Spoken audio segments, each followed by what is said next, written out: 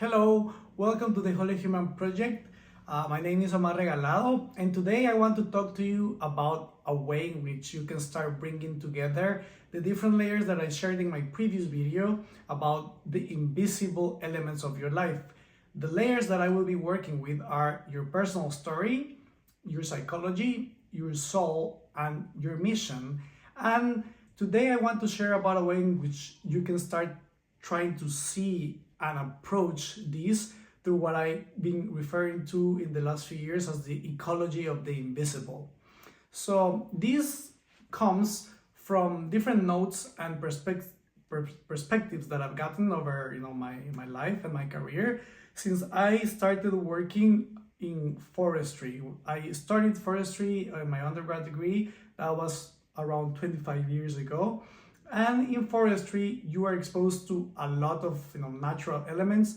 I studied biology from the cellular level, genetics, then biochemistry and different types of chemistry classes and subjects.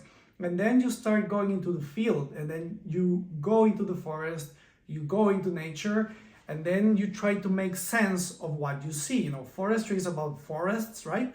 But when you go into a natural forest, there are so many things happening at once at different levels, between the soil, at the microscopic level, at the ecosystem level. And so you can start appreciating that you can't really control all of that, at least not in a natural forest. And also, if you want to get information and read that forest, you definitely need to have a way on how to read it. And so ecology is a way that really allows you to, come into contact with all the elements that are within that space, within that forest, and how they interact with each other, what happens when something goes wrong. For example, let's say there's a fire or if there was some storm, and then how this forest responds, and then what are the elements that get most, damaged by that fire, let's say, and then how is that progressive recovery from the fire. And so this is a very, very coherent and complex mechanism and systems, but this is also how everything in life works. Everything is interconnected, everything is interdependent. And lately maybe you have been learning, or you've read or heard about systems thinking. And I think nature is really kind of like the OG when it comes to systems thinking. It's not really that you have to learn one system and then this other system and then just bring them together. It's like they're always connected. They're always like this whole mechanism or process, or whatever it is, whether it's a plant, whether it is a forest, whether it is the ocean. There's always this really, really, complex and multi-layer system. And so ecology is a way in which you can start at least kind of, putting different labels and names on all these themes and topics that interact with each other. So a few years ago, I was doing a master's in London, and during, some activities with my class, we were sharing different experiences and lessons that we've gotten throughout our lives or before, doing our masters. And I chose to share something around the lessons of the invisible, and how through my learning and the way I saw the world through ecology and forestry, that really translated to different avenues and areas of life, including psychology, including, human relationships, human behavior, and then even other aspects, like mental models or philosophy or spirituality. And so I refer on that day, on that occasion, in this talk, as the ecology of the invisible, which is what I am presenting in this video today. So this comes from my favorite quote from one of my favorite books, which is The Little Prince, and how what is essential is invisible to the eye. That it's only with the heart that you can actually see. But, when you start connecting the dots about everything in life, there's one problem. Almost everything is freaking invisible. So you get all these ideas and concepts, sometimes they really conflict with each other, sometimes they're just overwhelming, sometimes they can be confusing, sometimes you just really don't know what even, what sense to make of it, or where to be, how do you begin or get started with some topic. So we have all this confusion about the information that we may have, but we don't know how to put together. And then also in our personal stories or in our psychology, we have different events or different topics that really mess us up.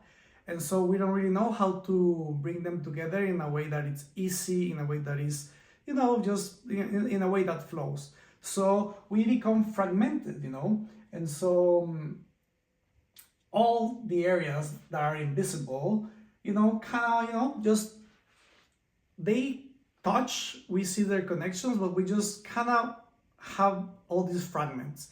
And so there's no integration. This is what the Holy Human Project is about, how to bring a sense of integration.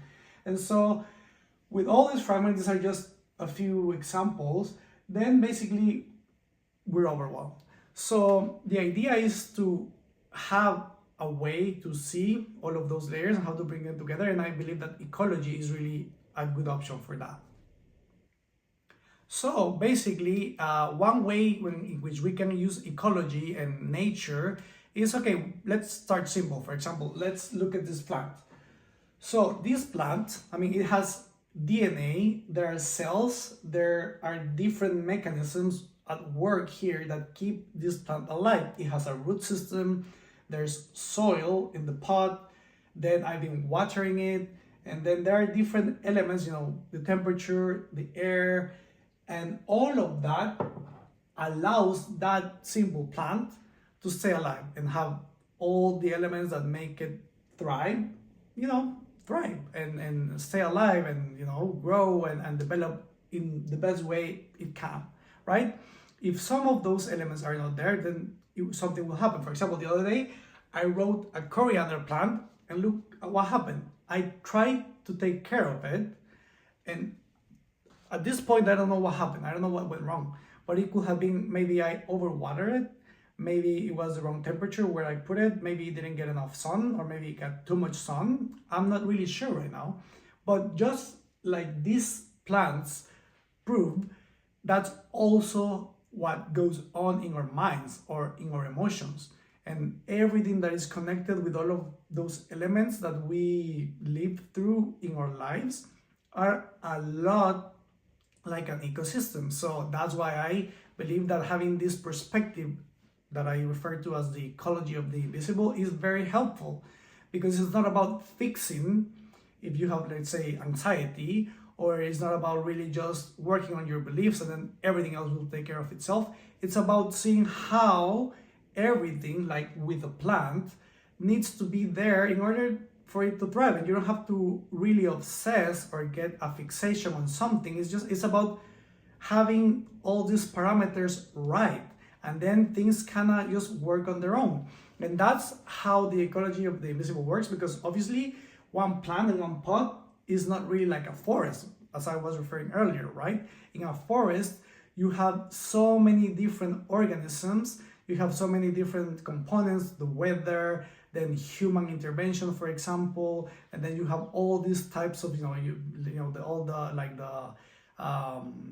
the food chain, with predators and insects and so many elements. And our personal and internal and invisible ecology is just as complex. Obviously, we don't have to become experts on each element to make sense of it and to work around it, but the lens, the systemic lens of ecology, really allows to at least have some distance and don't get too hung up or caught up into one of the layers or one element or subset of one of the layers, right? So that's the idea of the ecology of the invisible, is to start bringing together all these layers in a way that is congruent and it makes a system. So it's about getting enough distance. I will be sharing in the coming videos different ways to approach and to engage with each of the layers and how we can start connecting them. And then you can also see how some problems are usually typical of one layer when it's kind of spilling over to other layers, or maybe just one layer is not getting enough attention or enough airtime, and then that, neglect is causing that problem in the other layers. So that's pretty much what I wanted to share today.